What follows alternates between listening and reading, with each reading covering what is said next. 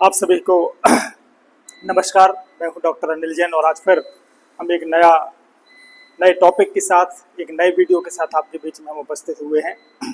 पिछली क्लासों में हमने भारतीय संविधान के बहुत सारे पक्षों को लेकर वीडियो तैयार किए और मैंने यूट्यूब पर अपलोड भी किए और सबसे खुशी की बात यह है कि उसका एक अच्छा रिस्पॉन्स भी हमें मिल रहा है विद्यार्थियों की तरफ से।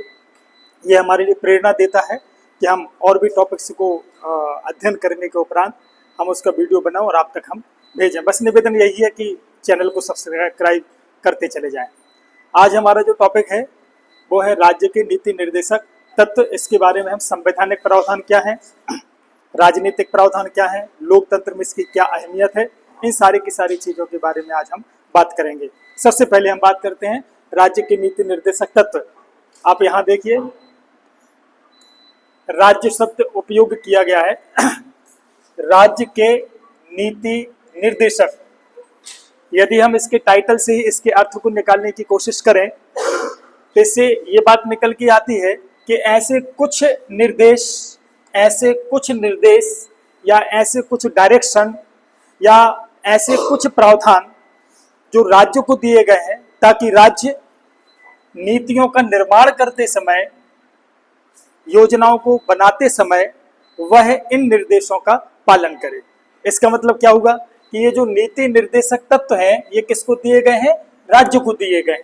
अर्थात राज्य से ये उम्मीद की जाती है, राज्य से ये अपेक्षा की जाती है कि वह जब कभी भी देश के लिए योजनाएं बनाए या नीति बनाए तो वह इन निर्देशों का पालन करे। प्रश्न ये उठता है कि आखिर इन निर्देशों में है क्या? तो हम आपको बता दें कि चूंकि भारतीय संविधान की प्रस्तावना में सामाजिक, आर्थिक और राजनीतिक न्याय का संकल्प लिया गया है, एक उद्देश्य निर्धारित किया गया है। दूसरी तरफ हमने भारतीय संविधान की प्रस्तावना में एक समाजवाद शब्द जोड़ा।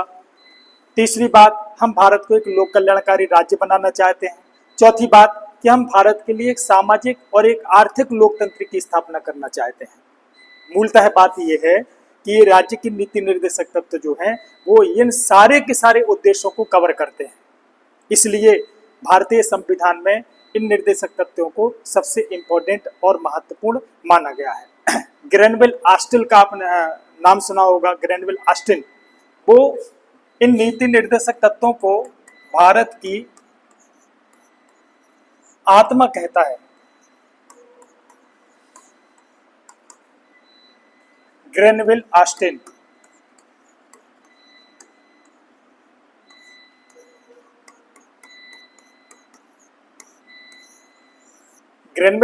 जो है वो इन नीति निर्देशक तत्वों को भारत की आत्मा कहता है। अपन ये कह सकते हैं कि भारत की मूल आत्मा। अब देखिए, कुछ विद्वान ऐसे हैं जिन्होंने भारतीय संविधान की प्रस्तावना को मूल आत्मा कहा। कुछ विद्वान ऐसे हैं जिन्होंने भारतीय संविधान के जो मौलिक अधिकारों के अंतर्गत अनुच्छेद 32 है उसे मूल आत्मा कहा। ग्रैनविल ऑस्टिन नीति निर्देशक तत्वों को भारत की आत्मा कहते हैं। क्लियर? इन तीनों चीजों को आपको अलग अलग ध्यान रखना पड़ेगा। सबसे मुख्य बात कि नीति निर्देशक तत्व भारतीय संविधान के भाग 4 में इनका उल्लेख किया गया है, अनुच्छेद 36 से लेकर 51 तक। एक बात। दूसरी बात, ये जो नीति निर्देशक तत्व हैं इन्हें आयरलैंड से लिया गया। इनका जो मूल स्रोत है भारतीय संविधान में वो है आयरलैंड का संविधान। अर्थात राज्य की नीति निर्देशक तत्व को हमने कहाँ से लिया? आयरलैंड से लिया। तीसरी बात, 1935 का जो अधिनियम था जिसको हम भारत शासन अधिनियम कहते हैं, इसमें एक अनुदेश पत्र हुआ करता था, इंस्ट्रूमेंट ऑफ इंस्ट्रक्शंस जिसे कहा करता था। ये जो अनुदेश पत्र था ये भी राज्य की नीति निर्देशक तत्वों का एक स्रोत माना जाता है। हम कह सकते हैं कि हमने आयरलैंड से लिया और 1935 का जो अनुदेश पत्र था इसको भारतीय संविधान में ऐड करके राज्य की नीति निर्देशक तत्वों को तैयार किया गया। ठीक है। अगली बात जो बहुत इंपॉर्टेंट है कि इन नीति निर्देशक तत्वों को वाद योग्य नहीं माना जाता।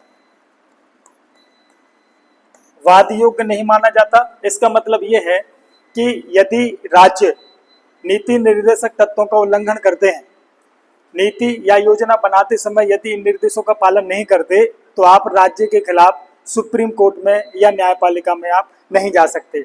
जबकि मौलिक अधिकारों में ऐसा था कि यदि मौलिक अधिकारों की उल्लंघन होता है या अतिक्रमण होता है, चाहे वो कोई भी करे, तो आप न्यायपालिका के पास जा सकते थे। तो इस प्रकार से ये जो है नीति निर्देशक तत्व जो है ये बाध्य योग्य नहीं है। क्लियर। अब हम एक एक प्रावधान के साथ भारतीय संविधान में जो नीति निर्देशक तत्वों के प्रावधान किए हैं एक एक आर्टिकल के साथ हम आगे बढ़ेंगे। ठीक। सबसे पहला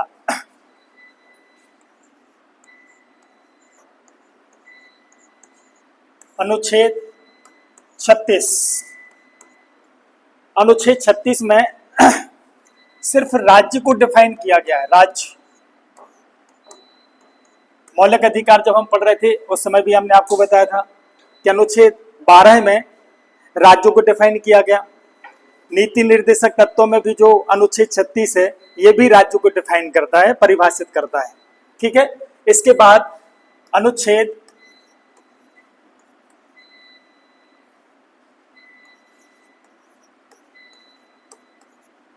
37। अनुच्छेद 37 में राज्य के नीति निर्देशक तत्वों को वाद योग्य नहीं माना गया है, इस बात का उल्लेख किया गया है। जैसा मैंने आपको पहले बताया, वाद योग्य नहीं है। वाद योग्य इसलिए नहीं है क्योंकि ये निर्देश किसको दिए गए हैं? राज्य को। चाहे वो केंद्र सरकार हो, चाहे वो राज्य सरकार हो, चाहे निगम हो या अर्धशासकीय संस्थाएं हो, इन सारी की सारी चीजों को राज्य के अंतर्गत इंक्लूड किया जाता है। अर्थात ये बाध्य योग्य नहीं है, अर्थात इनका उल्लंघन करने पर यदि राज्य सरकार या केंद्र सरकार इन निर्देशों का पालन नहीं करती है तो आप न्यायपालिका की शरण नहीं ले सकते। इसमें स्पष्ट रूप से अनुच्छेद 37 में लिख दिया गया। हमें लगता है कि हमारे भारतीय संविधान में दो पार्ट ऐसे हैं, एक मौलिक कर्तव्य जो बाध्य योग्य नहीं है, राज्य के नीति निर्देशक तत्व वाद योग्य नहीं है। क्लियर। चलिए आगे बढ़े। अनुच्छेद 38। यह अनुच्छेद 38 बहुत इंपॉर्टेंट है। इसमें नीति निर्देशक तत्वों के उद्देश्यों को बताया गया है। क्या क्या उद्देश्य है? सबसे पहला उद्देश्य है कि हम अपने देश में सामाजिक, आर्थिक और राजनीतिक न्याय की स्थापना करेंगे। सामाजिक, आर्थिक और राजनीतिक न्याय की स्थापना करेंगे। दूसरी बात यह है कि यही नीति निर्देशक तत्वों का उद्देश्य है कि हम भारत में सामाजिक और आर्थिक लोकतंत्र की स्थापना करेंगे। मौलिक अधिकार जो भारतीय संविधान में दिए गए हैं वो हमारे यहाँ राजनीतिक लोकतंत्र, पॉलिटिकल डेमोक्रेसी की स्थापना करते हैं, लेकिन राज्य के नीति निर्देशक तत्व जो हैं यह सामाजिक और आर्थिक लोकतंत्र की स्थापना करते हैं। इसके बाद जो तीसरा है समाजवाद। आपको विदित होगा कि भारतीय संविधान की प्रस्तावना में एक समाजवाद शब्द जोड़ा गया 42वें संविधान संशोधन के द्वारा। इसके साथ एक धर्मनिरपेक्ष शब्द जोड़ा गया था और एक अखंडता शब्द जोड़ा गया था। ये जो समाजवाद का जो संकल्प है जो भारत लेके चल रहा है ये तभी स्थापित हो सकता है जब इन निर्देशों का पालन राज्य करे। कब? जब नीतियों का और योजनाओं को तैयार करेगा। अर्थात इसका एक संकल्प ये भी है कि हम भारत को एक समाजवादी देश बनाना चाहते हैं।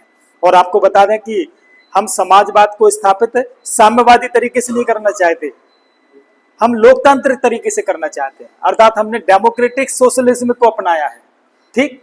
चलिए इसके बाद जो एक और जो इसका लक्ष्य है वो है भारत को हम एक लोक कल्याणकारी राज्य बनाना चाहते हैं। भारत को हम क्या बनाना चाह रहे हैं? एक लोक कल्याणकारी, अर्थात एक ऐसा भारत जो जनता के कल्याण के लिए काम करता हो। और ये खुशी की बात है कि भारतीय संविधान में न केवल शासन की शक्तियों को उल्लेख किया गया है बल्कि हमारे देश में रहने वाले व्यक्ति और नागरिक की इच्छाओं का प्रतिबिंब भी भारतीय संविधान में है।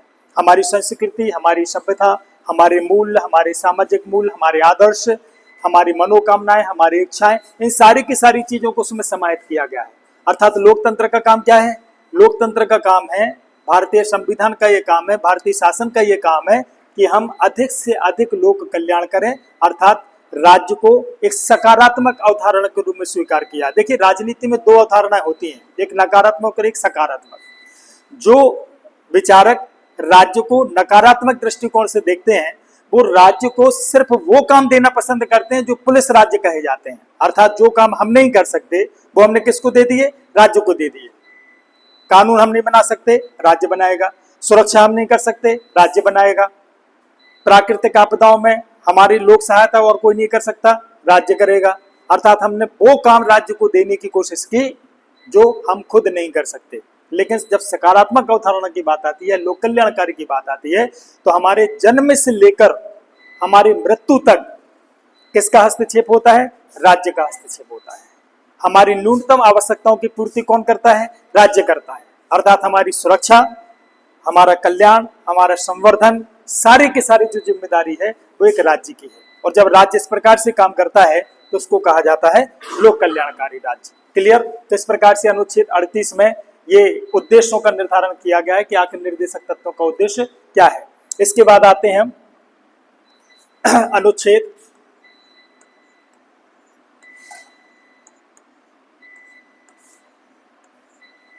39। इसमें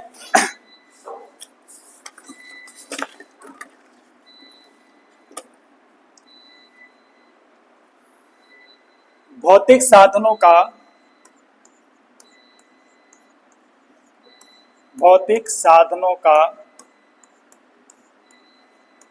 स्वामित्व और वितरण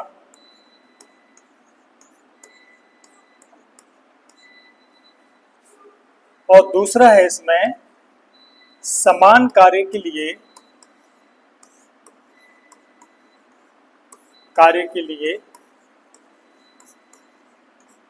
समान वेतन।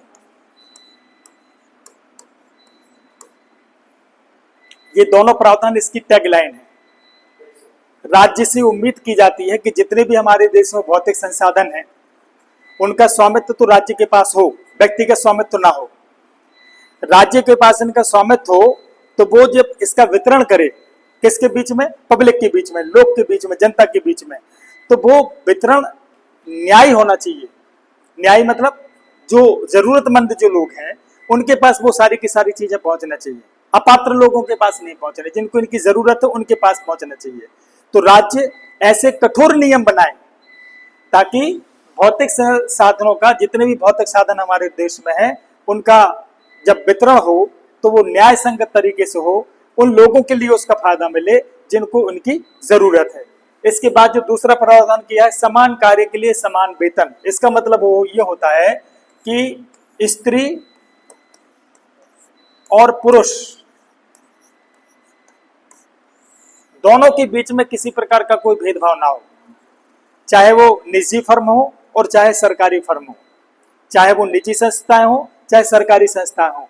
यदि वहां स्त्री और पुरुष काम कर रहे हैं तो जो भी कामगार हैं, जो भी कार्य करने वाले एम्प्लॉइज हैं, उनके बीच में इस आधार पर कोई भेदभाव नहीं होना चाहिए कि महिलाओं को कम वेतन मिलेगा और पुरुषों को ज्यादा मिलेगा, या पुरुषों को ज्यादा मिले महिलाओं को कम मिले। अर्थात इसमें सीधा सीधा प्रावधान किया गया है कि राज्य ऐसे नियम बनाए, ऐसे कानून बनाए ताकि स्त्री और पुरुष के बीच में वेतन की विसंगति ना हो। समान कार्य के लिए समान वेतन। यदि वो एक फर्म में एक जैसा काम कर रहे हैं तो हम उनके वेतन को भेदभाव पूर्ण उनके लिंग के आधार पर हम नहीं कर सकते। अर्थात इसमें यह प्रावधान किया गया समान कार्य के लिए समान वेतन। इसके बाद आता है 39 का, इसी में एक अनुच्छेद और जोड़ा गया 39A। इसमें लिखा हुआ है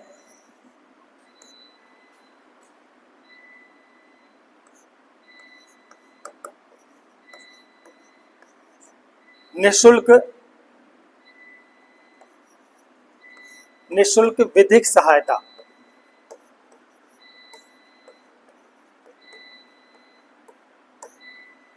निःशुल्क विधिक सहायता और प्लस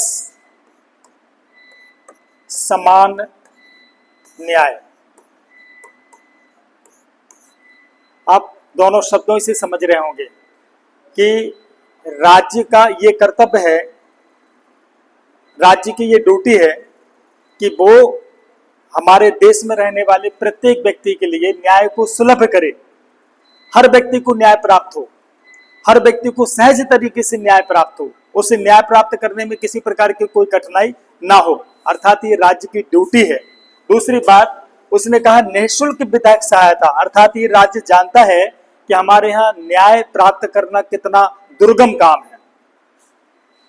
जब किसी व्यक्ति के साथ कोई घटना घटती है या किसी का शोषण होता है, चाहे वो संपत्ति का मामला हो या कोई अपराध का मामला हो, तो कई बार जो पीड़ित व्यक्ति होता है न्यायपालिका में इसलिए नहीं जा पाता क्योंकि उसके लिए लगता है कि यदि हम वहां जाएंगे तो काफी पैसा खर्च होगा, उसे लगता है कि न्याय बड़ा कठिन है और महंगा है।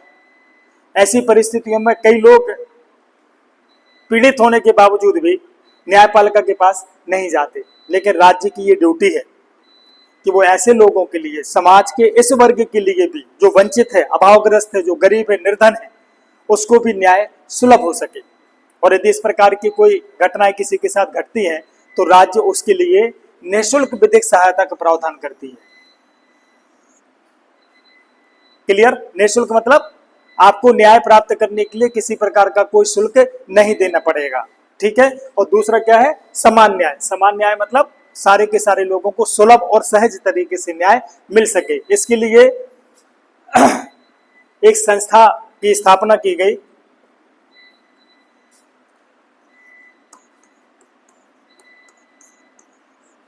राष्ट्रीय विधिक सहायता प्राधिकरण, राष्ट्रीय विधिक सेवा, सॉरी, राष्ट्रीय विधिक सेवा प्राधिकरण। इसकी स्थापना 1995 में की गई थी। इसको कहा जाता है नालसा, NALSA, नालसा। इसी संस्था को राज्यों में भी स्थापित किया गया, उसको कहा जाता है सालसा, SALSA, सालसा, ठीक।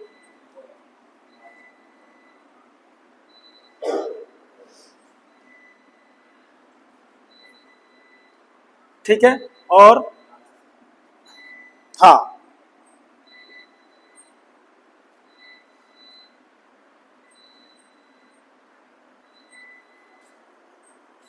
सॉरी ये नहीं आएगा, नेशनल लीगल सर्विस अथॉरिटी,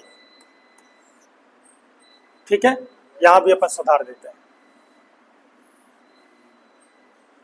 ये आ जाएगा SLSA, सालसा, ठीक है। और जिले स्तर पर जो गठन किया गया है उसको कहा जाता है डालसा, DLSA। ये जो नालसा होता है इसका अध्यक्ष होता है सुप्रीम कोर्ट का मुख्य न्यायाधीश। सुप्रीम कोर्ट का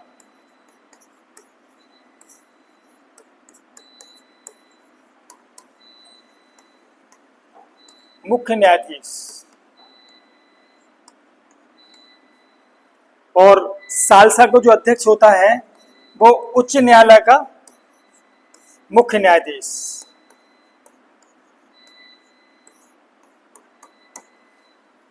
और जिले का जो डालसा होता है इसका जो अध्यक्ष होता है जिला एवं सत्र न्यायालय में जो वो होता है ना प्रमुख, वो इसका अध्यक्ष होता है। और तहसील स्तर पर भी एक होता है तालुका,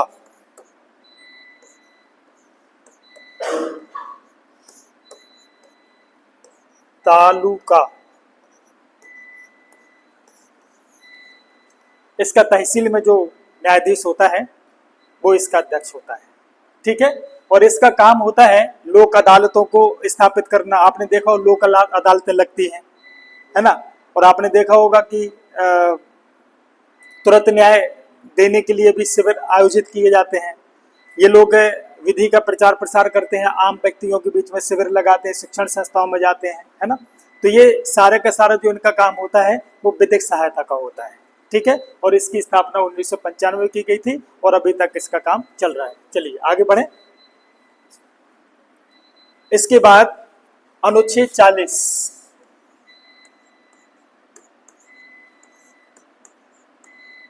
अनुच्छेद 40, इसमें ग्राम पंचायत के गठन की बात की गई है। इसमें ग्राम पंचायत के गठन की बात की गई है। ठीक है, पिछली क्लास में मैंने आपको बताया था कि भारत में सबसे पहली जो ग्राम पंचायत है वो 2 अक्टूबर 1959 को राजस्थान के नागौर में स्थापित की गई थी।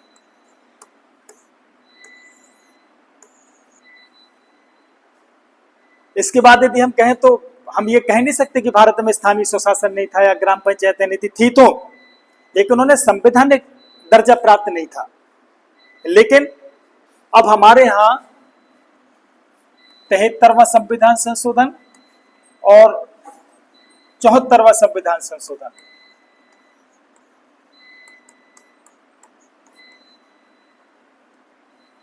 तिहत्तरवां और 74वां संविधान संशोधन अधिनियम, सतीश तुम सही थे, 1992 में ये एक्ट पारित किया गया था और इसके अंतर्गत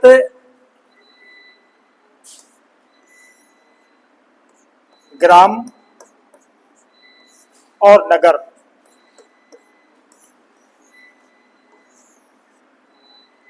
ग्राम स्तर पर जो थे, आपको मालूम होना चाहिए, ग्राम स्तर पर होता है जिला पंचायत, जिला पंचायत, जनपद पंचायत और ग्राम पंचायत।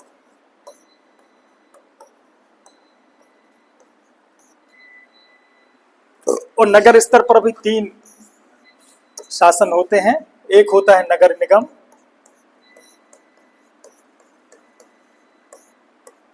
नगर पालिका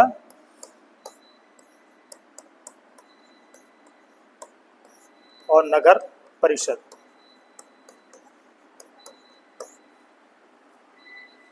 इस अधिनियम को लागू करने के लिए भारतीय संविधान में एक अनुच्छेद जोड़ा गया, 243।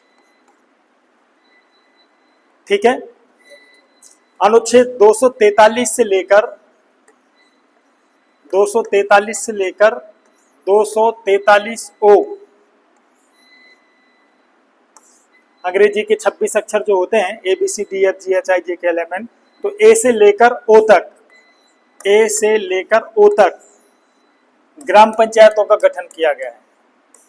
ग्राम पंचायतों के संबंध में प्रावधान किए गए हैं। ठीक है, इसमें ये तीनों चीजें आ जाएंगी। और 243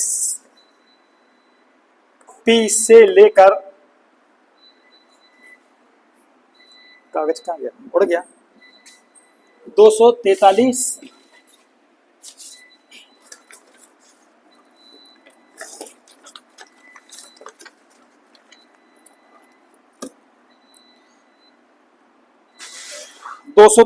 से 243 पी से लेकर जेड जी, इसमें नगर अर्थात इसका प्रावधान किया गया है। क्लियर? इसमें 2 अनुसूचियां जोड़ी गई, एक 11वीं अनुसूची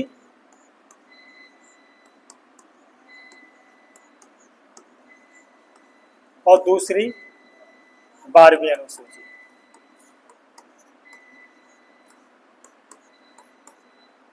11वीं अनुसूची में 29 विषय रखे गए, शामिल किए गए, और इसमें 18 विषय शामिल किए गए। क्लियर?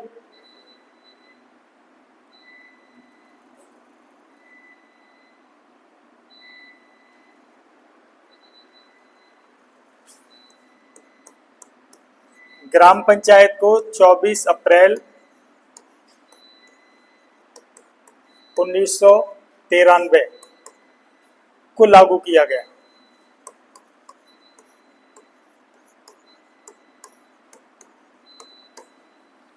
ठीक है, और 1 जून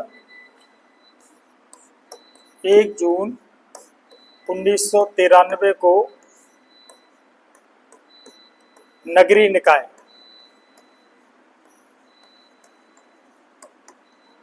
को लागू किया गया। ये दोनों डेट बहुत इंपॉर्टेंट है। 24 अप्रैल 1993 जिसमें ग्राम पंचायत को लागू किया गया, और 1 जून 1993 को नगरीय निकाय को लागू किया गया। क्लियर? इसके बाद हम आते हैं अनुच्छेद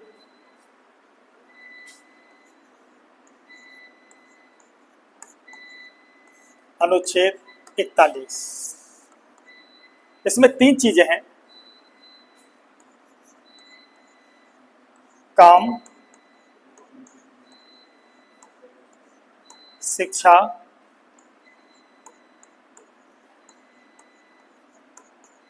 और लोक सहायता। काम का मतलब होता है रोजगार, शिक्षा का मतलब आप जानते ही हैं, तो लोक सहायता का मतलब होता है राज्य की जिम्मेदारी है कि वो पब्लिक की सहायता करे। किस पब्लिक की? जो अपने आप को मानती है कि हमारा कोई नहीं है। मैंने शायद एक बार बताया था सरकार का अर्थ, कि सरकार किसके लिए होती है? सरकार उसके लिए होती है जिसका कोई नहीं होता।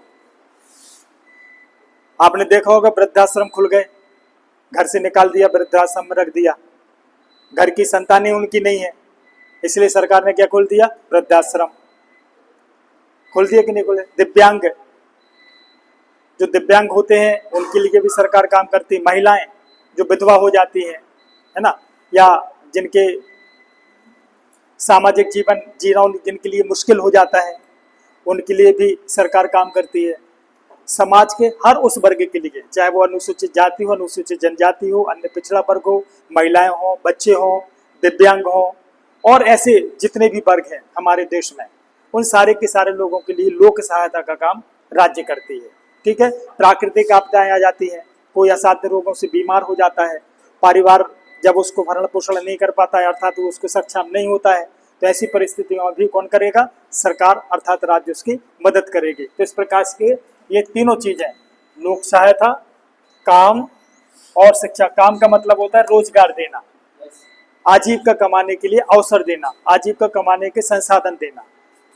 कई लोग होते हैं जो अथक परिश्रम करने के बाद भी उन्हें रोजगार नहीं मिल पाता, तो सरकार की ये जिम्मेदारी है कि वो ऐसे कुछ योजनाएं बनाए, ऐसी कुछ प्लानिंग्स बनाए, ताकि सारे के सारे लोगों को, समाज में रहने वाले जो लोग हैं, उनके हर हाथ के लिए काम मिल सके। तो इस प्रकार से ये काम का अधिकार, आजीविका का जो अधिकार है, वो राज्य की ये ड्यूटी बनती है कि वो प्रत्येक व्यक्ति के लिए हाथ में काम देने का प्रबंध करे। ठीक है, इसके बाद आ जाता है अनुच्छेद 42।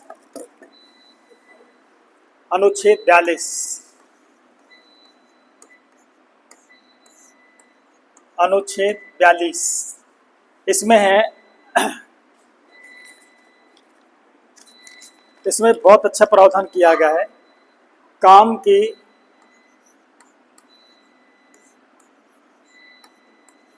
न्याय संगत एवं मानवोचित दशाएं, मानवोचित दशाओं का निर्धारण करना,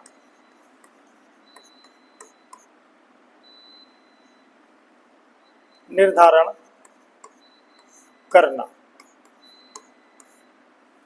काम की न्याय संगत, ये एक्चुअली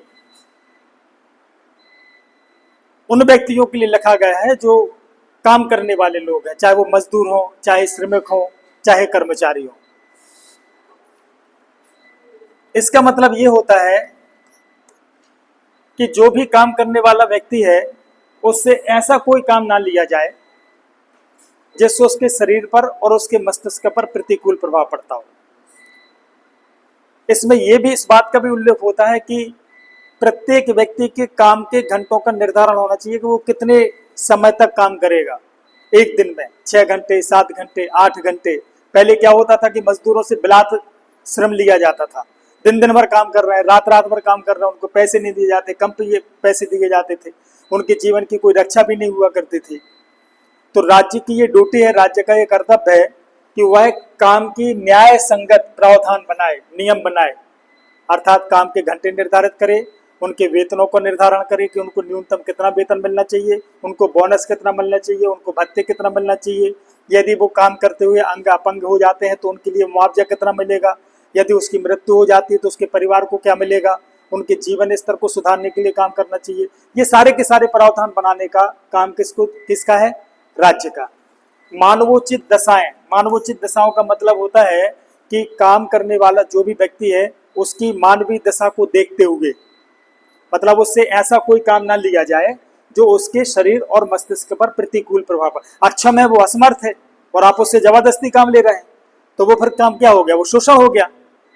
तो काम करना मतलब शोषण करना नहीं है, शोषण ना हो इसलिए ये प्रावधान रखा गया है कि आप मानवोचित दशाओं का तैयार करें। ठीक है, चलिए इसके बाद क्या है? अनुच्छेद 43। इसमें एक चीज और जोड़ देना क्योंकि ये कई बार पूछा जाता है, प्रसूति अवकाश। प्रसूति अवकाश, प्रसूति मतलब महिलाएं, स्त्रियां।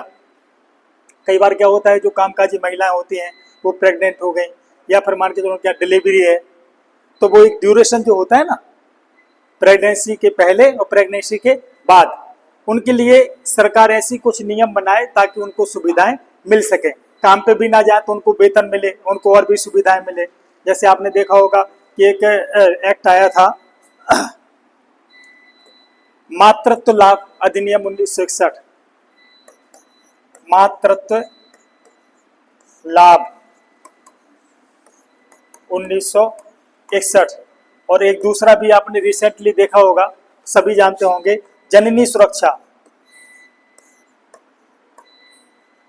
अधिनियम।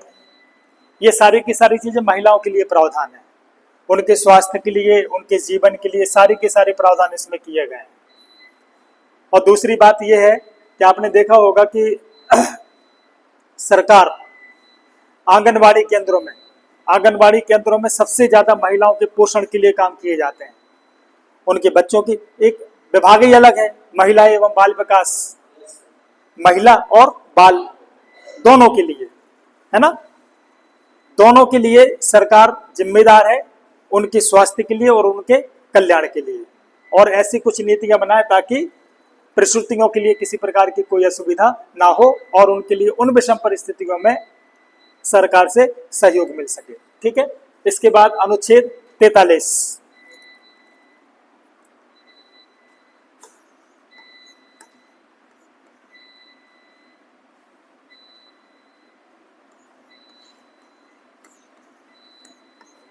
अनुच्छेद 43, अनुच्छेद 43 में है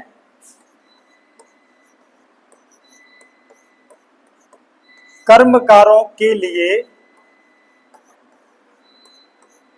वेतन का निर्धारण।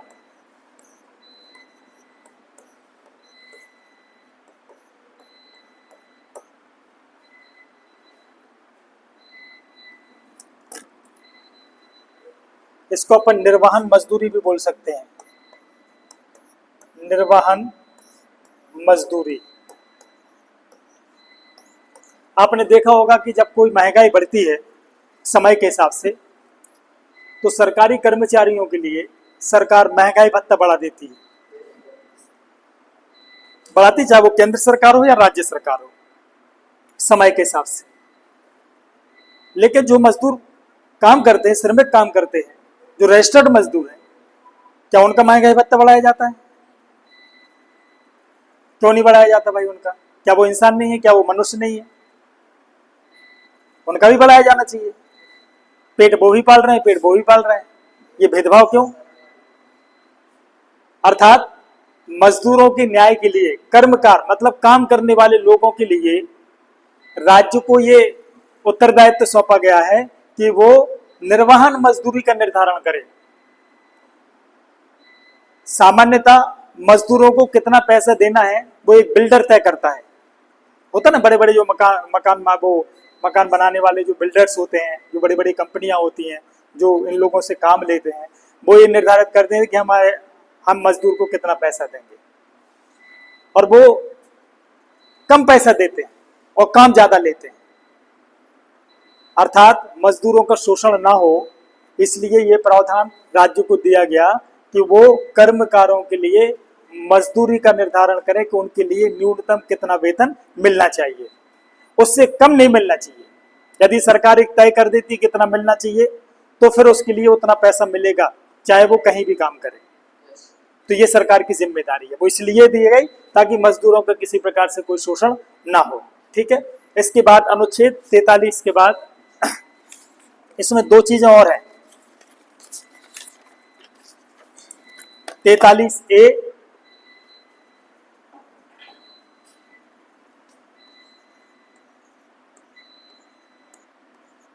अनुच्छेद 43A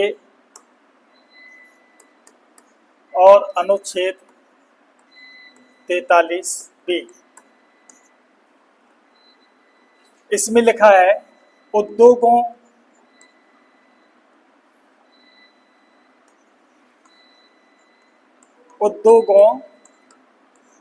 के प्रबंध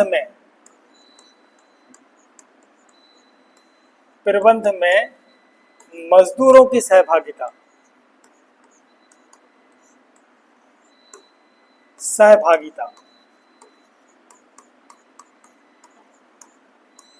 ये बड़ा क्रांतिकारी कदम है सरकार का।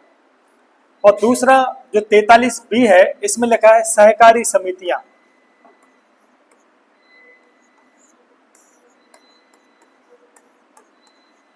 सहकारी समितियों का गठन।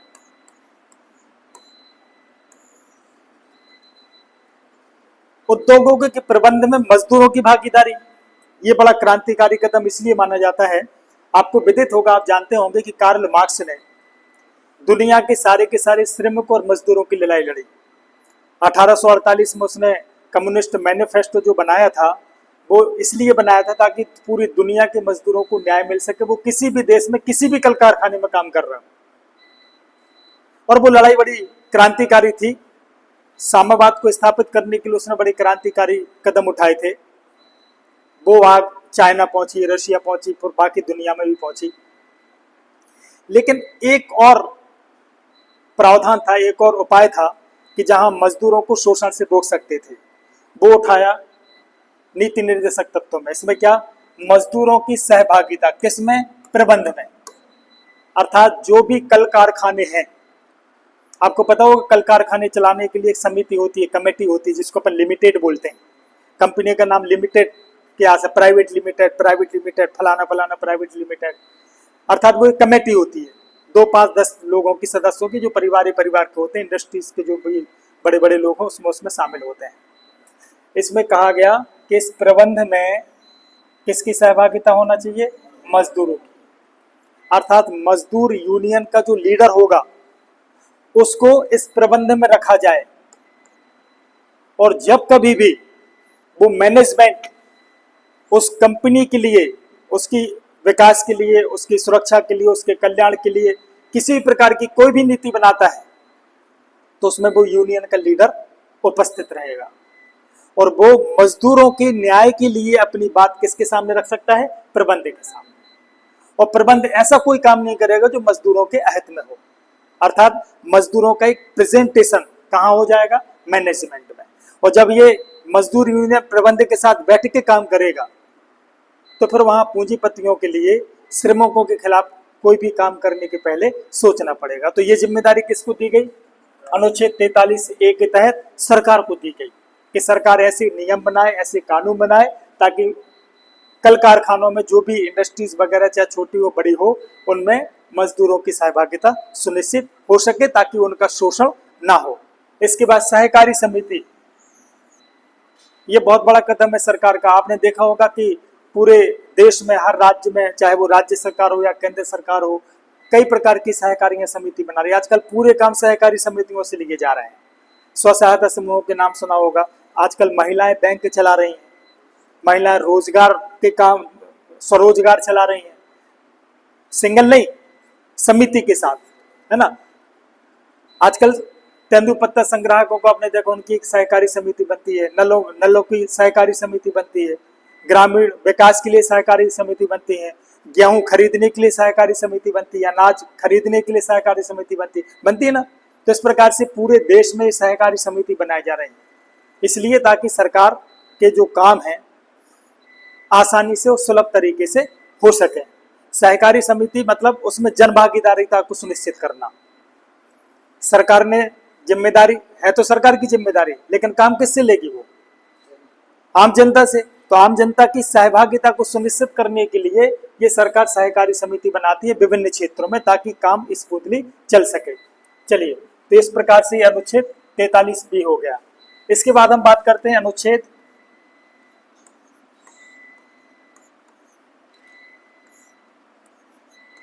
44। इसमें है समान आचार संहिता, समान नागरिक आचार संहिता।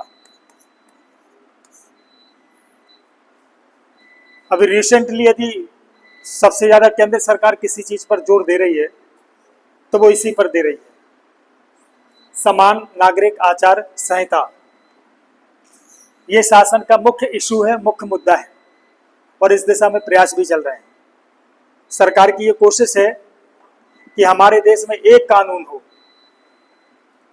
कानून में विविधता होने की वजह से कई बार न्याय कार्य संपादित करने में न्यायपालिका को, सरकार को बड़ी असुविधा महसूस होती है। इस असुविधा से बचने के लिए सरकार ये कदम उठा रही है कि अब कानून के क्षेत्र में भी जो विविधता लिए हुए हैं उसको हम क्या कर दें?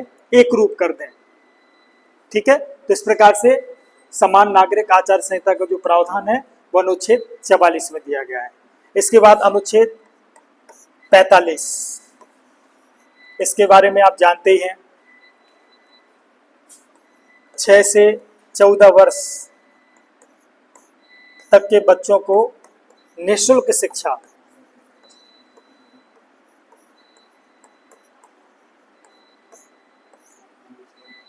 शिक्षा का अधिकार अधिनियम, शिक्षा का अधिकार अधिनियम, कौन सा अधिनियम था? 86वां संविधान संशोधन, 86वां संविधान संशोधन अधिनियम 2002, इसे लागू किया गया। और जब इसे लागू किया गया तो संविधान में 3 जगह संशोधन किए गए। मौलिक अधिकारों में अनुच्छेद 21A जोड़ा गया, मौलिक कर्तव्यों में 51A में जो 10 कर्तव्य थे उसमें 11वां कर्तव्य जोड़ा गया, और राज्य की नीति निर्देशक तत्वों में संशोधन करके अनुच्छेद 45 जोड़ा गया, जिसमें 6 से 14 वर्ष तक को निःशुल्क शिक्षा का प्रावधान किया गया। और राज्य की ये जिम्मेदारी है कि वो इस दिशा में नीति बना के इसको लागू करे। और मुझे लगता है कि 2004-05 के बाद से इसको पूरी तरह लागू कर दिया पूरे देश में। एक्चुअली क्या है, ये निःशुल्क शिक्षा का प्रावधान इसलिए किया गया था ताकि बाल श्रम से उन्मूलन हो सके। जो बालकों के साथ जो श्रम लिया जाता था, बाल जो 14 वर्ष तक के 14 वर्ष तक के बच्चे होते थे, कल कारखानों में काम करते थे, तो उन बच्चों को बाल श्रम ना करें, इसलिए उनको निःशुल्क शिक्षा का प्रावधान किया गया। ये बच्चे ज्यादा से ज्यादा स्कूल आए, इसलिए कितनी चीजें दे रही है सरकार, आपको मध्याह्न भोजन दे रही है, आपको गणवेश दे रही है, आपको स्टेशनरी दे रही है, और क्या क्या सुविधाएं आपको चाहिए सारी की सारी सुविधाएं दे रही है। उद्देश्य क्या है कि ये बच्चे जो 6 से 14 वर्ष तक के जो बच्चे हैं, जिन जो पढ़ाई के लिए ही बने हैं, तो वो इस उम्र में सिर्फ पढ़ाई करें, इसलिए ये प्रावधान अनुच्छेद 45 में जोड़ा गया है। ठीक है, इसके बाद अनुच्छेद 46।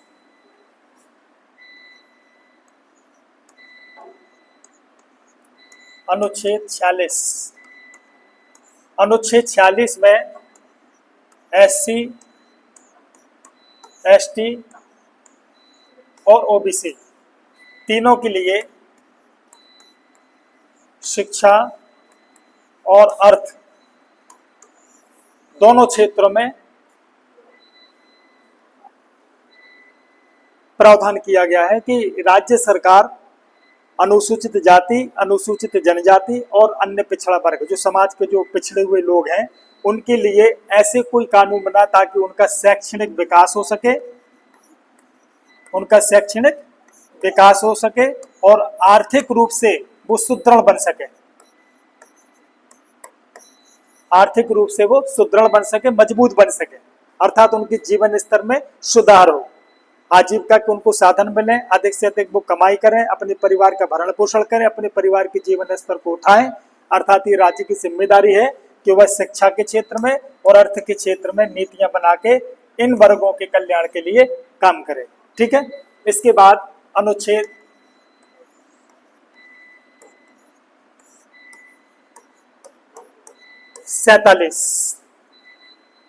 47 में है पोषण आहार,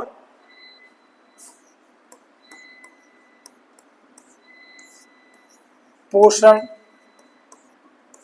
आहार 1, दूसरा है जीवन स्तर,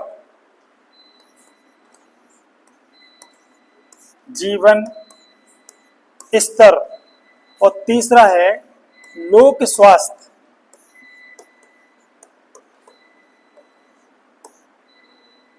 इन तीनों चीजों का प्रावधान किया गया है। इसका मतलब यह है मनुष्य की न्यूनतम 3 आवश्यकताएं हैं: रोटी, कपड़ा और मकान। सरकार की यह जिम्मेदारी है कि हमारे देश में कोई भी व्यक्ति भूखा ना सोए। भूखा ना सोए मतलब चाहे वो गरीब हो और चाहे निर्धन हो और चाहे अति गरीब हो, यदि वो अपनी भरण पोषण खुद नहीं कर पा रहा है तो सरकार की जिम्मेदारी है कि वो उसके लिए संसाधन दे, सुविधाएं दे, उसको गेहूं दो, उसके आप चावल दो, उसको आप राशन दो, और खाने की जो भी विषय वस्तु हो सकती है वो सारी की सारी चीजें उसको दो। आपने देखा होगा सरकार की ये योजना चल भी रही है, चाहे वो अन्नपूर्णा योजना हो, चाहे खाद्यान्न वाली योजना हो। आपने देखा होगा कि राशन गरीबों को बंटता है, गेहूं भी दिया जाता है, चावल भी दिया जाता है, इस प्रकार की सारी जितनी भी चीजें उनकी जरूरत होती है वो सारी की सारी चीजें दी जाती हैं। अर्थात उनका जो पोषण आहार है, आपको पता है एक मापदंड है गरीबी रेखा के नीचे का और उसके ऊपर का। अभी तक आप लोग ये समझते हैं कि जिसकी 11,000 से कम है आय, वो वार्षिक आय है, वो गरीबी रेखा के नीचे है। नहीं, कैलोरी भोजन से व्यक्ति की गरीबी और अमीरी का मापदंड होता है। यदि 2000 कैलोरी भोजन एक पुरुष के लिए मिल रहा है तो वो स्वस्थ है, और महिला के लिए 2400 कैलोरी यदि भोजन मिल रहा है, अर्थात महिला और पुरुष के लिए 2400 कैलोरी भोजन की जरूरत होती है। यदि वो मिल रहा है तो वो स्वस्थ है, समृद्ध है, और नहीं मिल रहा तो वो बेचारा गरीब है, अति आप किसी भी श्रेणी में उसको ले लीजिए। तो भारत में सरकार को ये जिम्मेदारी दी गई है कि वो लोगों के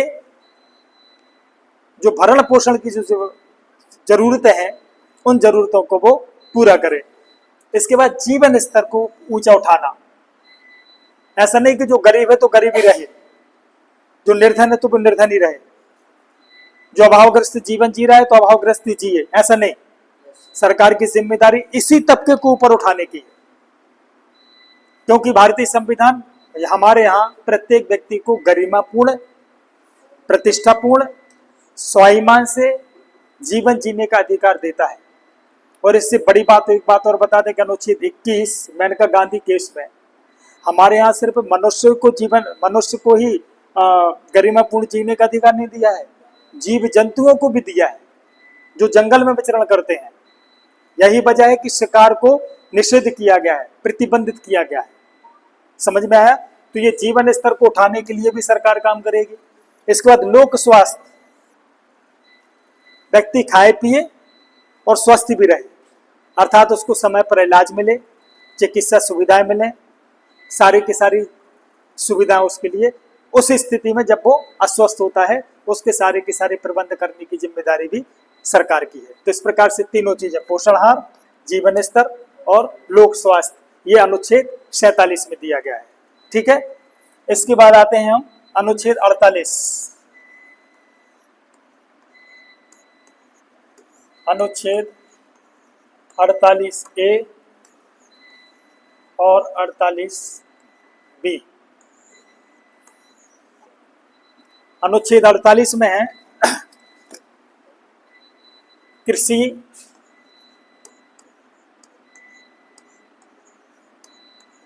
और पशुपालन।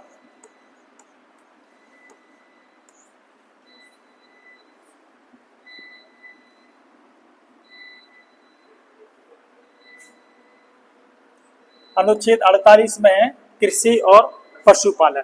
ठीक है, और अनुच्छेद 48B में है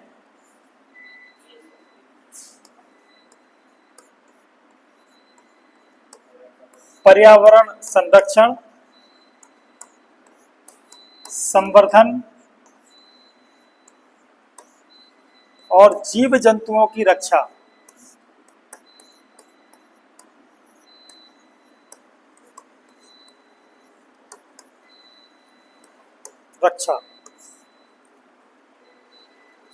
सरकार नियम बना के इन सारे के सारे जीव जंतुओं की रक्षा का काम कर सकती है, अर्थात किसी का भी कोई शिकार ना हो।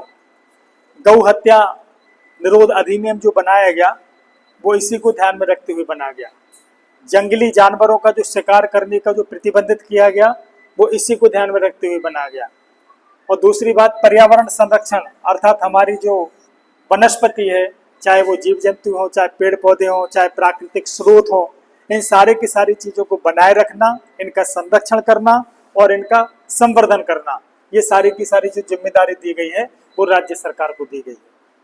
कृषि और पशुपालन, कृषि तो आप जानते ही हैं, कृषि के प्रावधान करना, कृषि के नई नई जो टेक्नोलॉजी आ रही है, नए नए चीजें बढ़ रही हैं, उन सारी की सारी चीजों को किसानों तक पहुंचाना, जल उनके सिंचाई के साधन बढ़ाना, बिजली के सुलभ कराना, उनको अनाज देना, उनको उर्वरक देना, अर्थात एक अच्छी किसानी के लिए, अच्छी खेती करने के लिए जितनी भी चीज़ों की ज़रूरत है, जितने भी संसाधनों की ज़रूरत है, इन सारे के सारे चीज़ों की पूर्ति करने की जो जिम्मेदारी है वो सरकार की है।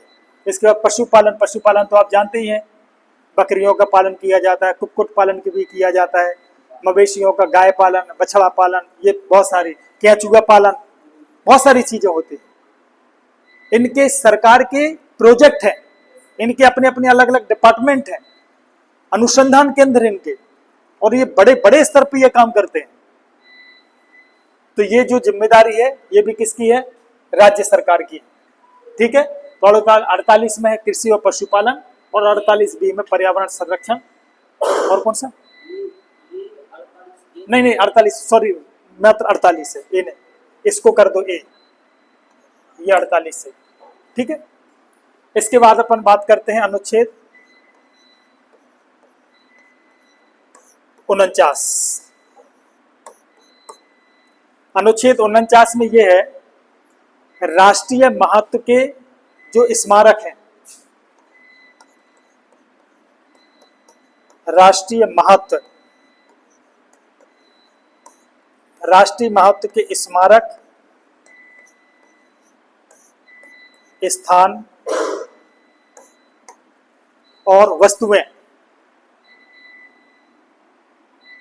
और वस्तुएं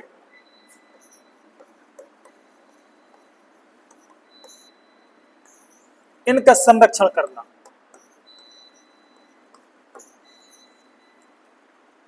सरकारें करती भी हैं। हमारे देश में जितने भी राष्ट्रीय महत्व के स्मारक हैं, चाहे वो किले हों, चाहे भवन हो, चाहे ऐतिहासिक सांस्कृतिक विरासत हो, है ना, उन सारी की सारी चीजों का जो संरक्षण है वो सरकार करती है। स्थान, जो भी राष्ट्रीय महत्व के स्थान हैं उनको भी भारत सरकार, राज्य सरकार संरक्षित करती है। पुरातत्व विभाग बनाए इसलिए गया है ना। वस्तुएं, यत्र तत्र यहाँ वहाँ जो बिखरी मूर्तियां पड़ी रहती हैं उनको भी संरक्षित करने का स्तंभ रखा गया है। वस्तुएं जो पड़ी रहती हैं राष्ट्रीय महत्व की, यहाँ तक कि गांधी जी का चश्मा, गांधी जी की कलम, गांधी जी की घड़ी, है ना, म्यूजियम में रखी है। ये जितने भी म्यूजियम बनाए गए हैं जो सरकार के द्वारा संरक्षित, वो उन सारी की सारी वस्तुओं को सहेजने के तो काम किया गया है। तो इस प्रकार से जितनी भी हमारे यहाँ ऐतिहासिक विरासत है वो सरकार के संरक्षण में, जिनको अपन टूरिस्ट प्लेस कहते हैं और हम लोग जाते हैं, देखने के लिए जाते हैं और उसका पैसा भी भरते हैं। ठीक है, तो इस प्रकार से अनुच्छेद 49 में इस प्रकार का ये प्रावधान किया गया है। इसके बाद आते हैं अनुच्छेद 50। अनुच्छेद 50, इसमें कार्यपालिका और न्यायपालिका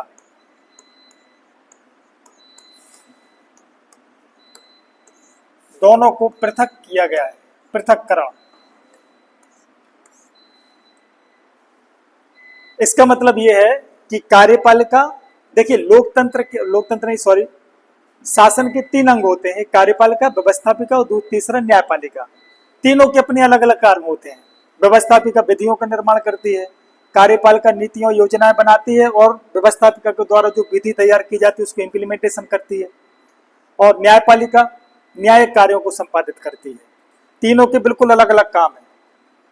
यहाँ बात की गई है कार्यपालिका और न्यायपालिका की। इसका मतलब क्या हुआ कि कार्यपालिका न्यायपालिका के कार्य में हस्तक्षेप नहीं करेगी लेकिन न्यायपालिका कार्यपालिका के कार्य में हस्तक्षेप कर सकती है। कैसे?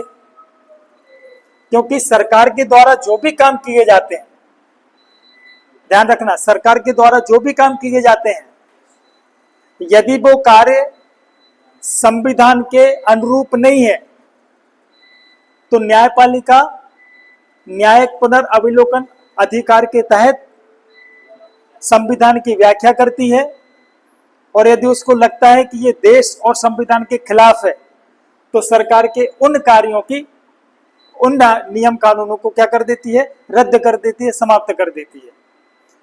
तो यहां हम ये कह सकते हैं कि कार्यपालिका न्यायपालिका के कार्य में हस्तक्षेप नहीं करे, लेकिन न्यायपालिका कार्यपालिका के हस्तक्षेप में कब कर सकती है? संविधान के मामलों में। संविधान की व्याख्या, इस मामले में न्यायपालिका कार्यपालिका अर्थात सरकार के कार्यों में हस्तक्षेप कर सकती है। क्लियर? लेकिन फिर भी राज्य की यह दायित्व है कि वो कार्यपालिका और न्यायपालिका के बीच में क्या रखे?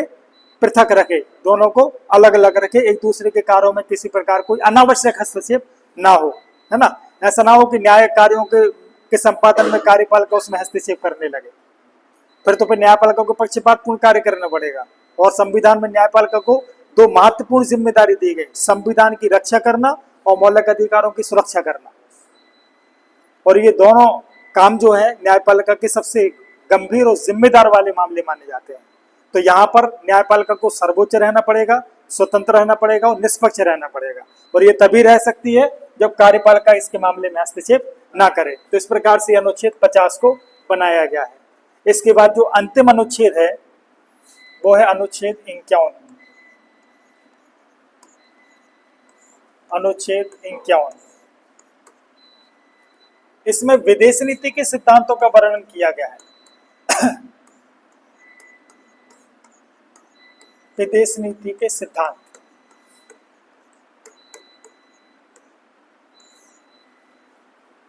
विदेश नीति के सिद्धांत का मतलब होता है राष्ट्रीय हितों को प्राप्त करने के लिए हमारे देश की दूसरे देशों के साथ जो रिलेशन बनाए जाते हैं, संबंध बनाए जाते हैं, उस संबंधों को इंप्लीमेंट करने के लिए जो पॉलिसी बनाई जाती है उसको अपन विदेश नीति कहते हैं। तो विदेश नीति के कुछ सिद्धांत आपने सुना होगा, पंचशील का सिद्धांत। यदि कहें तो ये विदेश नीति के सिद्धांत तो पंचशील के सिद्धांत हैं। 1954 में पंडित जवाहरलाल नेहरू और चीन के प्रधानमंत्री चाउ एन लाई के बीच में एक पंचशील का ड्राफ्ट तैयार किया गया था, उसमें उन्होंने हस्ताक्षर किए थे। उसमें 5 सिद्धांत थे। सबसे पहला सिद्धांत था कि हम एक दूसरे की प्रादेशिक अखंडता का सम्मान करेंगे। दूसरा सिद्धांत था कि हम एक दूसरे के आंतरिक मामलों में हस्तक्षेप नहीं करेंगे। तीसरा था अनाक्रमण, अर्थात हम एक दूसरे के ऊपर आक्रमण नहीं करेंगे। चौथा था सामाजिक और आर्थिक सहयोग करेंगे। और 5वां था विश्व शांति और शांतिपूर्ण सह अस्तित्व। यदि संक्षेप में कहा जाए तो अनुच्छेद 51 में 5 ही चीजों का उल्लेख किया गया है। अर्थात हम वैश्विक स्तर पर युद्ध को बढ़ावा न दें, किसी के ऊपर हम आक्रमण ना करें, द्विपक्षीय जब कभी भी कोई समस्या होती है 2 या 2 से अधिक राष्ट्रों के बीच में, तो हम शांतिपूर्ण तरीके से, संवैधानिक तरीके से बातचीत करके मध्यस्थता के आधार पर, पंच निर्णय के आधार पर हम उन समस्याओं को सुलझाने का प्रयास करें। और दुनिया में यदि कहीं युद्ध की विभीषिका जल रही हो या हो रहा है युद्ध, तो हम वहां पे आग में घी डालने का काम ना करें। हम उनको भी शांति से रहने और उस युद्ध को विराम करने की दिशा में शांति के क्षेत्र में काम करें। तो इस प्रकार से अनुच्छेद जो 51 है वो भारतीय विदेश नीति के सिद्धांतों की व्याख्या करते हैं कि हमारी जो विदेश नीति है वो किस प्रकार की होना चाहिए। क्योंकि हमारा जो देश है वो गांधी का देश है, विभिन्न धर्म, उनके जो महान आत्माएं हैं वो सब भारत में उत्पन्न हुई, चाहे वो बुद्ध हो, चाहे महावीर हो या कोई भी हो। तो हम अहिंसा में विश्वास करते हैं, हिंसा में विश्वास नहीं करते, और हम शांति में विश्वास करते हैं, हम युद्ध में विश्वास नहीं करते। तो इस प्रकार से हम ये कह सकते हैं कि अनुच्छेद जो 51 है वो इसी के इर्द गिर्द घूमता रहता है। क्लियर? तो ये थे आपके राज्य की नीति निर्देशक तत्व अनुच्छेद 36 से लेकर 51 तक। काफी कुछ प्रावधान किए गए, बहुत सारे उन प्रावधानों में कुछ गांधीवादी विचारधाराओं को शामिल किया गया, कुछ ऐसे अनुच्छेद हैं जो समाजवाद की ओर ले जाते हैं, कुछ अनुच्छेद ऐसे हैं जो लोक कल्याण, मजदूर कल्याण की, उदारवाद की ओर ले जाते हैं। इस प्रकार से हम ये कह सकते हैं कि ये जो राज्य की नीति निर्देशक तत्व है ये सामाजिक और एक आर्थिक लोकतंत्र की स्थापना की दिशा में एक मील के पत्थर है। बहुत बहुत धन्यवाद।